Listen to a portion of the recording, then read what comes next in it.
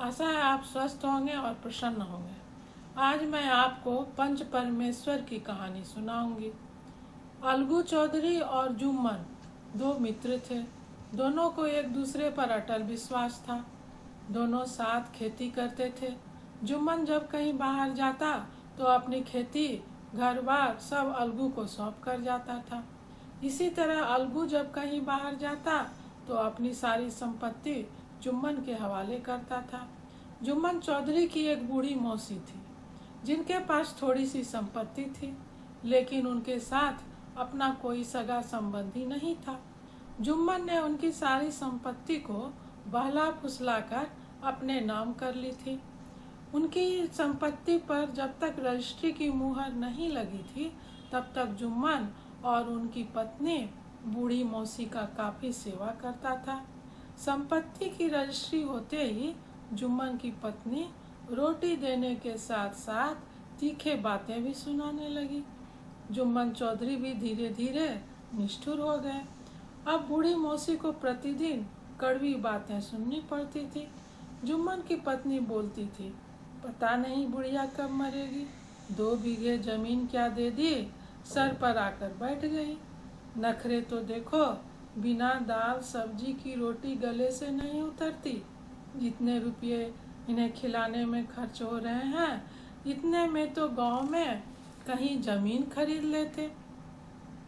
कुछ दिनों तक बूढ़ी मौसी उनकी बातों को सहती रही, लेकिन जब ज्यादा सहा नहीं गया तो बूढ़ी मौसी ने जुम्मन से शिकायत की। जुम्मन ने हाथ आई संपत्ति को लौटाना उचित नहीं समझा। कुछ दिनों तक इसी तरह शिकवे शिकायत पर काम चलता रहा और एक बूढ़ी मौसी ने कहा, जुम्मन, तुम्हारे साथ मेरा निर्वाह नहीं होगा। तुम महीने के कुछ रुपये दे दो मुझे, मैं स्वयं पकाकर खा लिया करूंगी। जुम्मन की पत्नी बोली, रुपये क्या यहाँ फलते हैं? बूढ़ी मौसी बोली, मुझे कुछ खाना तो चाहिए।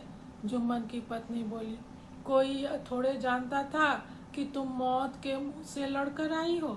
जब जुम्मन की पत्नी ने यह बात कही तो बूढ़ी मौसी के दिल में चुभ गई। वह बिगड़ गई और उन्होंने पंचायत करने की धमकी दी।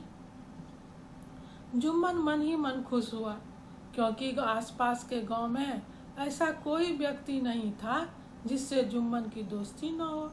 पंचायत होने पर भी सारी पक्ष मेरे ही में आएंगे। उन्होंने कहा, हाँ हाँ जाओ पंचायत करो, मैं भी रोज रोज की खटपट से तंग आ गया हूँ।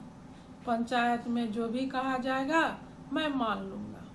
उसकी बूढ़ी मौसी हाथ में लाठी का सहारा लेते हुए आसपास के गांव में जाकर अपनी बात सुनाती और पंचायत बुलाने के लिए कहती। एक दिन वह जुम्मन का मित्र अलगू चौधरी के पास गई और पंचायत बुलाने की बात कही। अलगू इनकार कर दिया। वह बोला, मेरा मित्र है, मैं उसके विरोध में कैसे बोलूँगा? तो बूढ़ी मौसी ने कहा, मित्रता के कारण सच्चाई का निर्वाह नहीं करोगे?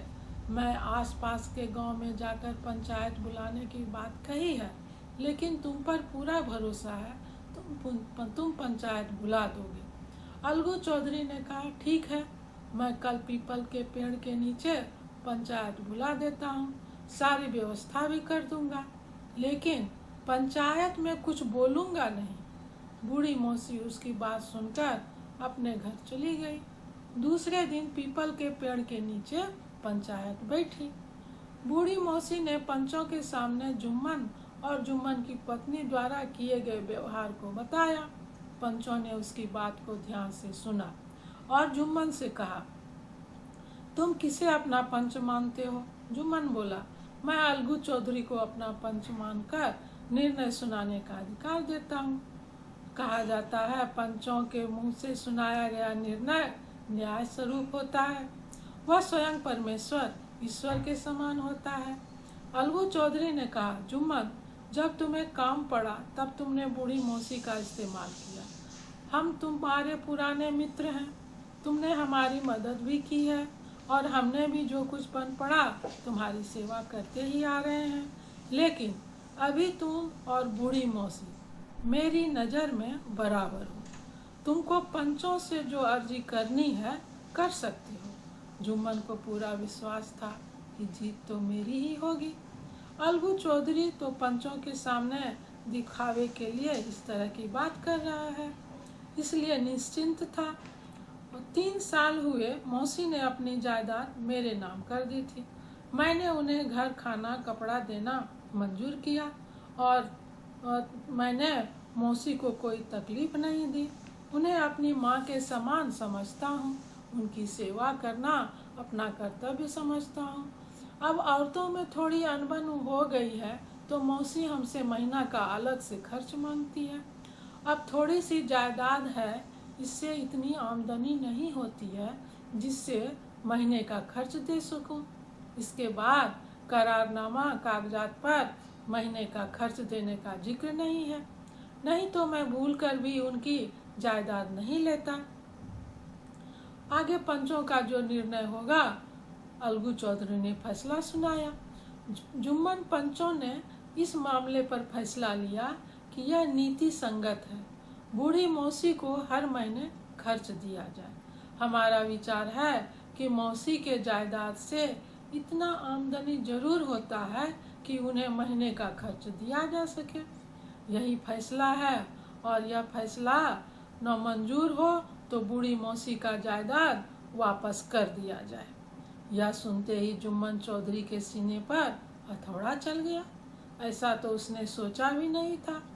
अब उस दिन से दोनों मित्र में तलवार और ढाल का रिश्ता बन गया। जुम्मन चौधरी अलगू चौधरी से बदला लेने का अवसर ढूंढने लगा। संजोगवश अलगू चौधरी काफी मजबूत 2 बैल खरीदे, जिससे देखने वाले गांव अक्सर आते। अचानक एक दिन उन 2 बैलों में से एक बैल की मृत्यु हो गई। अब एक ही बैल बचा था। अलगू ने शंभू साहू से बैल मांगकर ले आया।